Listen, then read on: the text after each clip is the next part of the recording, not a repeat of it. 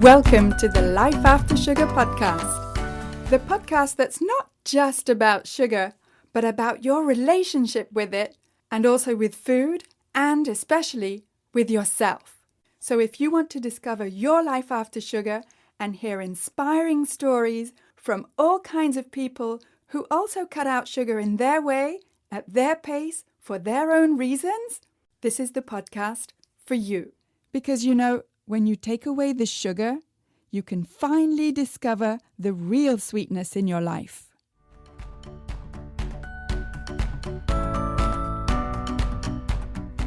I'm your host, Netta Gorman, and in this week's episode, I'm talking to Dr. Nicole Avena, who is a research neuroscientist and a pioneer in the field of food addiction. Plus, she's the author of several books.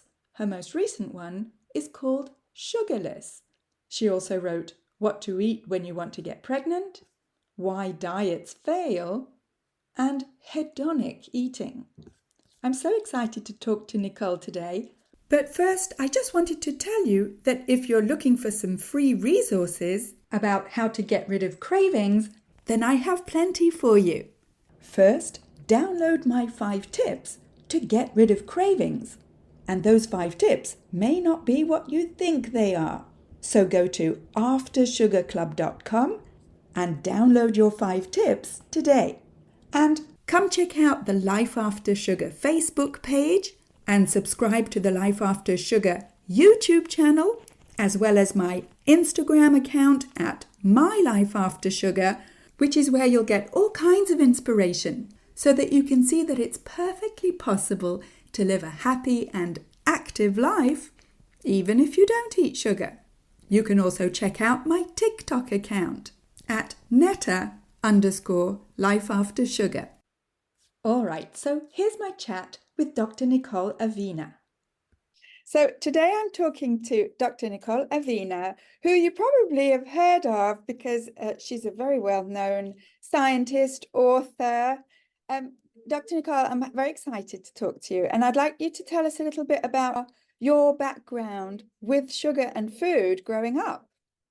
Well, thanks. I'm so happy to be here to talk with you. My background, wow, I have a different background, I think, in terms of how I got interested in sugar and food. Growing up, I didn't really have any struggles with my body weight or my diet in particular. I guess I just had the typical, struggles that any woman would have as they go through their early years. But I was always able to manage, my nutrition pretty well. I did grow up in a house that had a lot of sugar. My parents, you know, I'm a first generation college student. They didn't have a ton of, I think, experience or education around healthy eating. And so we had a lot of soda in our house. We always had sweets, and it wasn't something that we really were, cautioned about. And I think for me, when I went to college, I actually kind of went the other way in the sense that I was sort of so sick of having those things around. And I realized that if I ate differently, I actually felt really good, that it really made a difference for me. So, I really have been interested in this more from the academic side of it and the research side of it, and just in hearing the stories about other people that have really struggled over the years. Yeah, yes. So, I mean, your childhood was really relatively typical of any American, I would say, because you grew up in the US, yeah, and you're still there. Yes, correct. I grew up in the 80s in the US. And so, yeah, I think I had like the typical upbringing at that point. Most families, just weren't aware of the dangers of added sugar. They weren't aware that, processed foods and sodas and juices were not good for our kids' health. And now we have a very different view on that. Things are much different. Yes, yes. And thanks to scientists like yourself, we have access to the info, right? We have access on YouTube, we have PubMed, we have a whole bunch of places we can go for the info. And yet, it feels from the consumer's, patient's point of view, my point of view, that things haven't really changed that much, or have they? Well, To be honest, I think it's actually gotten worse. I mean, you would think it would be the opposite, right? Where people, now that we have access to information more readily, that things would be easier for people to manage. But I think that it's gotten worse in terms of the fact that, we have so many more products that are loaded with added sugar.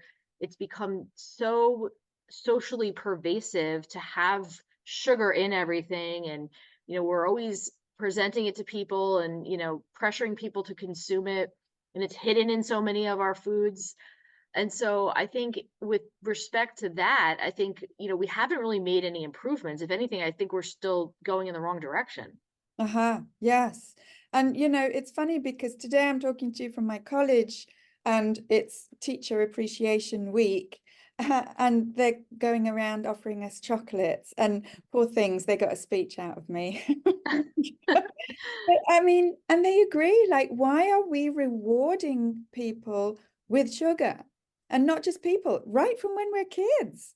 I think it goes back to this idea that we equate sugar with love. And I think 100 years ago, when sugar was more scarce and, we didn't have, access to all of these sweet foods all the time, it was a sweet treat to give somebody something, as a reward. And again, I think that, most people don't really think about it, but nowadays, if you give somebody sweets, you're actually harming them. It's not a way to show love anymore. And I don't think people mean it that way, but when you layer that treat on top of the fact that, especially among children, that they have had probably a day's worth of, access to all these sugary foods and all this processed food that's not good for their health, giving a lollipop to a kid is just not really the way to, reward them and show them love.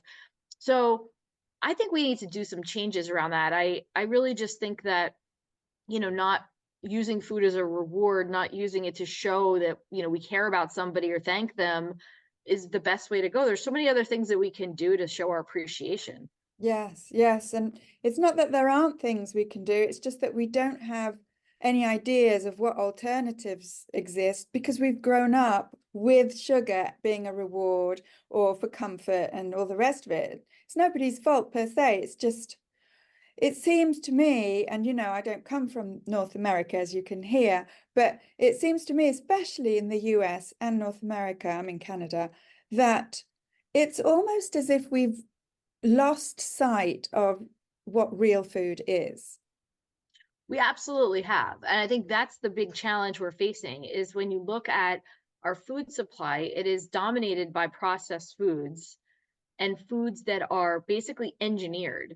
They're not natural foods, they're not things that our body would, necessarily recognize as food. And so I think that because we see things in the grocery store, we just assume that it's food that is good for us, that, we should eat it. The grocery store wouldn't sell it if it wasn't a food.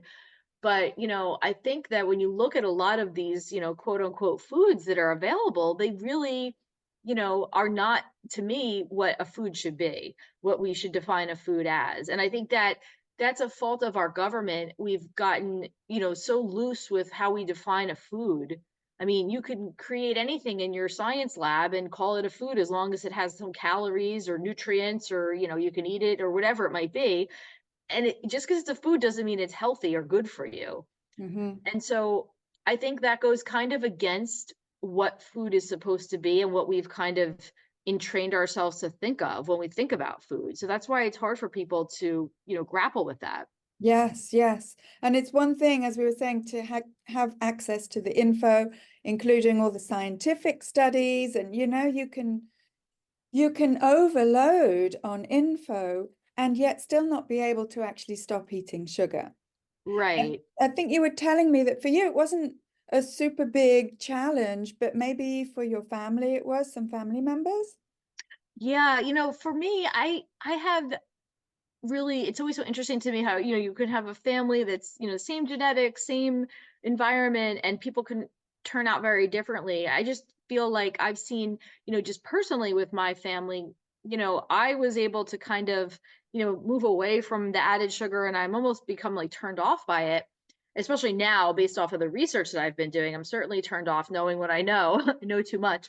Yeah. But it wasn't the same for my parents or my brother. They've really struggled with health complications that are diet related. And I think a lot of it goes back to, what types of behaviors and habits you develop when you're younger. And then when you get older and you start to have health problems that are linked to those habits, it can really be hard to break those habits and make those changes. Yeah. And so I think that's why it's so important that, whatever point we're on in the journey, that we're aware of, how our food is affecting us, how it's affecting our behavior, how it's making us feel. And especially for younger kids, really just, focusing on helping them to understand how to make good food choices, because the choices they make now are going to affect their health later on. And we don't want it to be difficult for them when they get older. Yeah, yeah, absolutely. And I was listening because I got the audio version of your latest book, Sugarless, right? And I was listening to it over the weekend. And in the foreword by Dr. Daniel, how do you say his Amini? Amen. Daniel, Amen. amen. Yes. Sorry. It starts off by saying, I hate sugar. That's what hit me, at least. And it hit me because the people that I come into contact with and that I help in Life After Sugar, they love sugar. The problem is we don't hate sugar. We actually love sugar. And there's this love-hate relationship going on with the message, sugar is bad for you. Yes, but I love it. Sugar is terrible. Yes, but it tastes great. And we're stuck in this, I call it love-hate relationship, this toxic Mm, relationship. Not only is sugar actually toxic for the body, but our relationship with it is toxic because of these conflicting messages. And yeah, yeah, it's true. yeah. And so how can we kind of make the message healthier? Well, I think that most people find that they are, stuck in this spiral where they love how sugar makes them feel, but they hate how it affects their health. And I think people don't like the control that sugar has over them. They don't like to feel, like they can't make their own decisions around how much of something they eat. They feel like the guilt and the shame that comes along with not being able to have moderation, whatever that supposedly means. Mm, And I think, the conversation really needs to be more about how can we, like you said earlier, change our relationship with sugar and understand it for, what it's doing to us. And that was one of the goals that I had when I wrote my new book, Sugarless, was really to help people not only understand the science, because yes, that's very important, and not only understand, the health impacts and the effects that sugar can have on our physical health and mental health, but also to really figure out, what is sugar doing to us? Are we using it as a fuel to make ourselves, be able to survive? Are we using it emotionally when we're, feeling bad about something? We want to temporarily make ourselves feel better. And I think it boils down to, understanding that our bodies and our lives are, all connected through this network of events that happen. And our emotions, what we eat, how we react to different stressors are all connected. And I think that when you start to reflect on that and see, I really want to live a healthy life, I want to have energy, I want to feel good, and the sugar, it momentarily makes me feel good, but then it down the road causes me more pain, then it might not be worth it. And maybe there's another way to figure this out to manage my emotions or to treat, my feelings of anxiousness or whatever it might be. So yeah. I talk a lot about that in the book about, how we really use sugar. And I think that's important for people to really reflect on, especially if they have trouble with it. Yes, yes, totally. And that's what I teach as well is the daily relationship Mm. that, that we can transform with sugar. That's an inanimate object. It doesn't wish us any harm. It's just sitting there. It's true. And I like how you say that about the daily living part, because that's really it. I mean, I made a focus of this in my book because, I think we all know sugar's bad. We all know that it's causing health problems. Like we know all that stuff.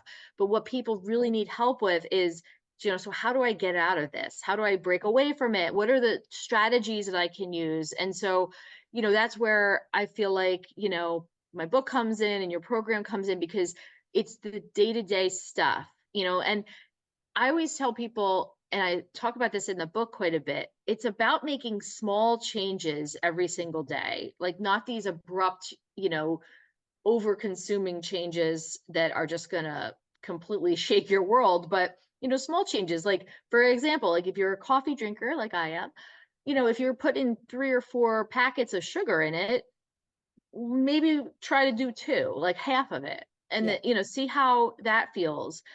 That's a win. If you do that, that's a win. And then you can, make more modifications in your daily living, in your diet, in the things you choose to eat so that you're not depriving yourself, but you're just making a little tweak so that it's healthier. And in the long run, those are going to add up.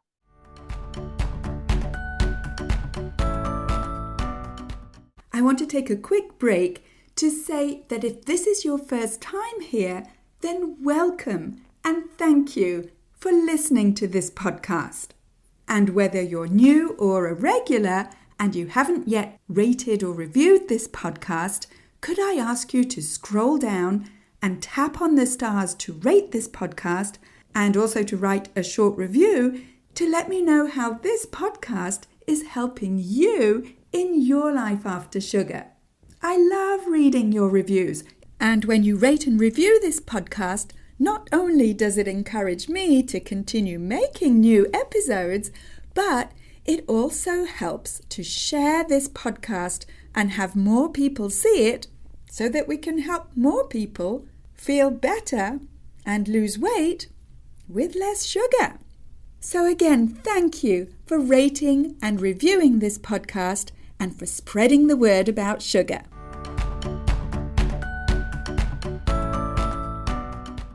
And I teach to train your taste buds like you would train a muscle at the gym, to train your taste buds to get used to less and less sweetness. And Mm. so that's why I wanted to ask you about I've got some listener questions actually about whether I've got a listener who asked, is dried fruit better than sugar, and are artificial sweeteners as addictive as sugar? That's 2 questions there. Yeah. The thing about dried fruit is that you have to be mindful of the fact that often when it is dried, a lot of the fiber is taken out. And so you are left with, the sugar that's in the fruit and, some of the contents of the fruit.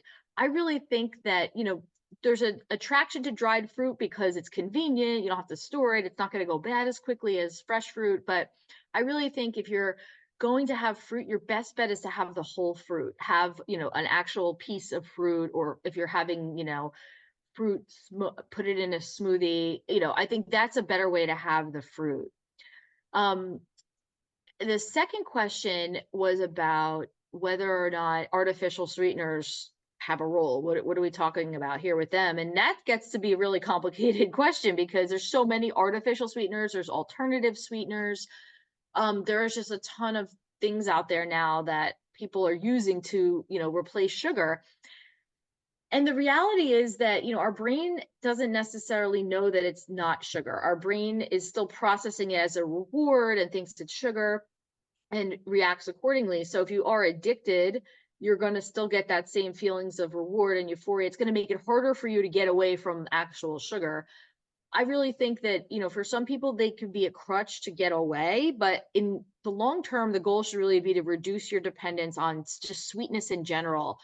And I think that a lot of the artificial and these, natural sweeteners that are out there, they're just really marketed as, being better options. But the reality is they're still really highly processed. And I don't necessarily know that they're all that much better than, having just actual sugar. And studies actually show that if you're looking to lose weight, individuals who use artificial sweeteners are more likely to gain weight or more likely to not lose weight. So it really doesn't seem to be much of a benefit for, body weight.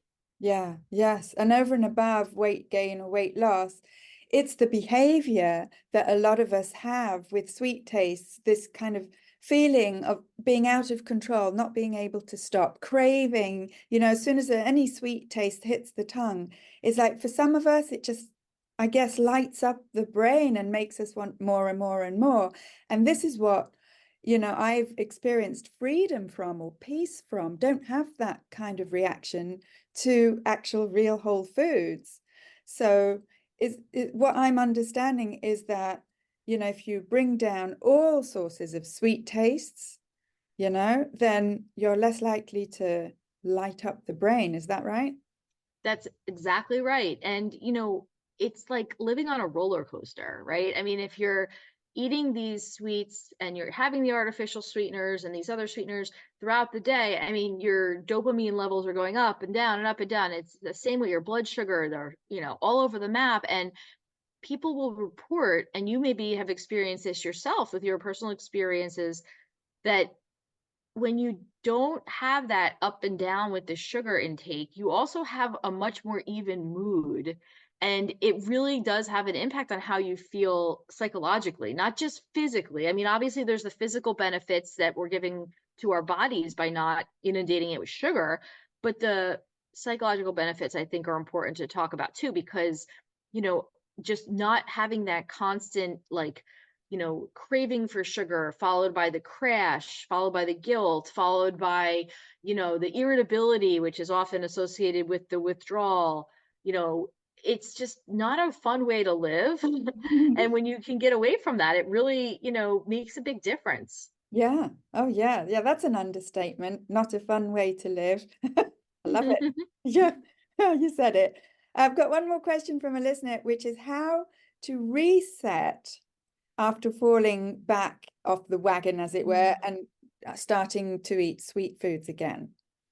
Well, that's an excellent question. And that's actually one of the chapters of my book, Sugarless, is a dealing with that, because I think that is the biggest hurdle for people, is that when they embark on a plan or a mission to cut back on sugar, they might hit a wall and suddenly something happens and they end up, overeating sugar, or going for a period of time where they're back eating sugar and they have, a setback, as I like to call it. I think that those we tend to view as a way to just give in to it and throw in the towel and just say, oh, I'll try again another time. But I think we have to stop allowing ourselves to use that as an excuse to quit. And I think most people do. Instead, I view it as inevitable. I view it as, you know what, you're going to go on vacation and there's going to be a delicious dessert and you're going to want to get one, and you're going to get a margarita, and you're going to, get a lot of stuff that maybe you normally wouldn't be eating. And that's okay. And I think that we need to build that forgiveness into our plan, right? And I think we need to be malleable, and I think we need to build that into what we're doing, so that if it does happen, it doesn't mean that we failed. It doesn't mean that we messed up, or, we need to be forgiving for ourselves. And I think we need to then reflect and say, okay, well, what led me to do this? Like, why did I eat these things? Why did I stop following the way I was eating? And then use that as a way to educate yourself for the next time around. So if it was, because you were on vacation, maybe, the next time you say, all right, well, next time I'm going to make sure I look at the menus for the restaurant beforehand, and, come up with some plans for ways that I can, reduce the sugar, so that you can make it a teaching moment for yourself and not a moment where you're beating yourself up, because that's not going to do anything. And we need to use every single thing that we do in life as a way to inform our next move. And, otherwise it's a waste. Otherwise you're not utilizing the data that you're collecting on yourself. Yeah. So I think that's an important way to look at it. And I hope people see that as well, as a way to adopt this more forgiving mindset around, what we're eating. Yes, yes, this self-compassion, it's a skill that needs to be developed. I often make the analogy like learning a language because I'm a language teacher, but it really is something that we may not be very good at, self-compassion, but it can be developed with practice.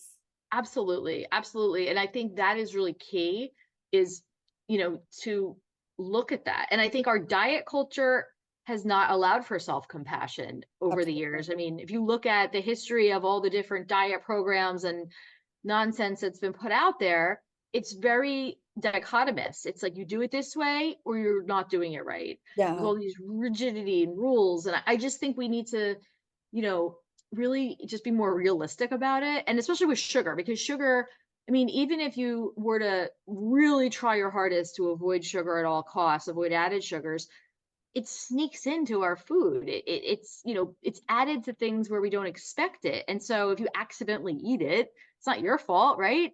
Right. So I think that's an important piece, of the self-compassion is understanding that we have to be realistic too, especially when it comes to our modern food environment. Absolutely. And I think you were telling me you're at Princeton University, right? You went to the Yes. university cafe and you couldn't find hardly any food that Yeah, wasn't it's a foraging mission wherever I go. And I think it's like this for most people.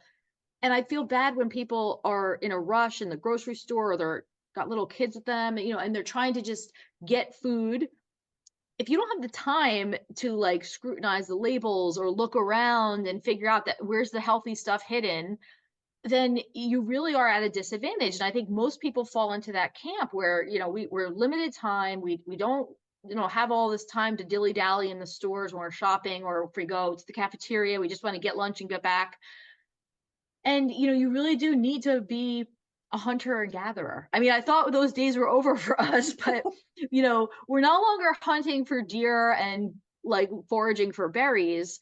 We're literally hunting for actual food amongst, the processed food. yeah. And it takes time. I guess, hopefully our ancestors taught us well and some of it will come back to us, but that's really what we're doing. Yes, and I find it again worse in North America and in the States especially. And it's I was wondering if the research that you do is sort of geographically located or looks at just the United States or if you compare with other countries.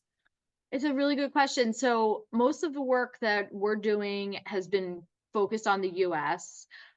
It would be so interesting though to, look at some of these questions regarding food addiction and sugar addiction with respect to populations in other countries.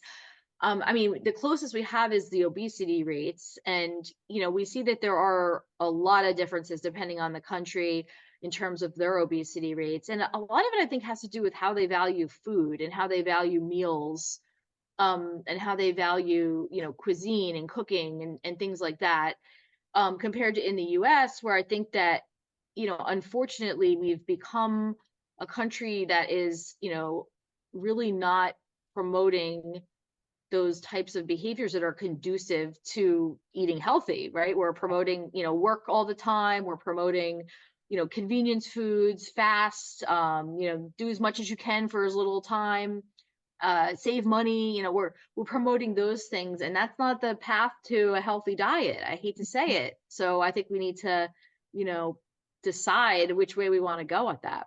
Yes, yes. I know for a fact it's not the same in other countries because we have an Italian student living with us for a year and he doesn't he's not attracted to all these processed foods, first of all. He doesn't snack between meals. It's like it's almost as if in North America, we just project that this is normal. We normalize the way that we eat and what we eat, all these processed foods, as just being how life is. But, elsewhere, I just take Italy, or this student as an example. They do take the time to actually make food. It is top priority. The quality of the ingredients, it hasn't been lost from what he tells me. And it just makes me think, wait a minute, it hasn't been lost. It's just been lost here. It has. It's true. It's very true. And, anyone who's fortunate enough to visit other countries sees that when you go to other places and, you know, you see how people live with the resources that they have and how healthy and happy they can be. I mean, we have convinced ourselves in North America that, we need all this processed food, but the reality is we don't. Yeah. um, and or at least we don't need as much of it as we have available. So I do think that getting back to some of those basic things is going to be key to turning this around because I mean, I have little kids. My daughter takes cooking lessons at a cooking school. She's 8 years old.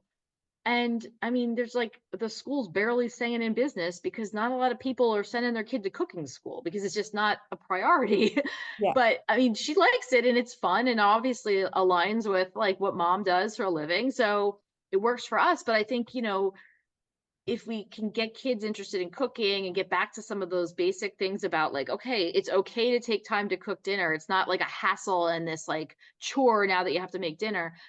That mindset, I think, is what is toxic and poisoning us almost as bad as what the food is doing to us. Yeah, yeah, that's what I've noticed at least. It's the whole culture that it's a much bigger job than just changing what you eat.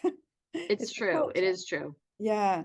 Okay. And I just have one last question for myself, which is why did you decide to write this book, Sugarless, when you've already got so many books and videos and whatnot out there? Well, I really wanted to do this book as I think kind of a way to bring it all together, bring together, not only the research and, for me, like my place in the history of the research and how this kind of all came to be, but also then provide a somewhat of a solution, right? I mean, we're never going to fully cure all this, but to give people tips and strategies and help them, to enact a plan, I think for me was important because I've spent a lot of my career focusing on characterizing that sugar is an addictive substance and kind of building that information up. And I think now's the point where we have to say, okay, well, what are we going to do about it? And, that's where I'm kind of seeing my future self going in terms of, figuring out how can we combat this problem and maybe prevent it from happening for our future generations. Yeah, yeah. And I said it was the last question, but I have one more. You have a PhD and a really impressive science background. I don't, and many, many people who listen to this podcast don't either. My question is, do you need a PhD to cut sugar? Oh, absolutely not. No, no. Phew. You Okay. don't. I trust me, it's you don't. You can listen to people with PhDs to get ideas, but no, it is not rocket science. It's not brain science or neuroscience. It's really about just, getting the information, coming up with a strategy, and, just starting to work at it. Yeah, yeah, fantastic. Thank you. If people want to find your book and find you, how can they do that? Yeah, so my book Sugarless is available wherever books are sold. You can find it on Amazon, Barnes and Nobles. It's also an audiobook. And if you want to learn more about me, you can check out my website, which is drnicoleavena.com. And if you want to follow me on social media, I am at Dr. Nicole Avena. Thank you so much. I'm really very honored that you came on this podcast. Thank you. Oh, thanks for having me. It's been great. Gosh, what an honor to talk to Dr. Nicole Avena face to face, well, on Zoom, and to realize that her message and my message are pretty much the same. In fact, there's no shortage of this type of message out there. Not just that sugar is, to quote Dr. Avena, addictive, but that we as consumers have the power to change not just what we eat, but what food we buy and what we do with the food that we buy. So I think it's inspiring to hear Dr. Avena's message because once we feel that we have more power than the multi-million-dollar processed foods industry, then we can start making practical steps to get sugar out of our lives. And if you want to go deeper into your relationship with sugar so that you can get rid of cravings, lose extra pounds, and finally feel in control around food, then there are two ways that we can work together. First, in the After Sugar Club, which is designed to give you support and accountability through our live check-in calls at a more affordable price. The After Sugar Club is always open for you. Check out the After Sugar Club private membership when you go to aftersugarclub.com, click on After Sugar Club in the top menu. And for more step-by-step guidance and customized support to help you get rid of cravings so that you can slim down and finally feel in control around food, there's my 90-day program, Freedom from Cravings Formula, which opens a few times a year. To get more info about the program and when it next opens, go to aftersugarclub.com and click on the big green button to schedule a clarity call with me so that we can talk together to see if the Freedom from Cravings Formula program is a good fit for you. That's it for this week. Keep in touch and see you soon for another episode.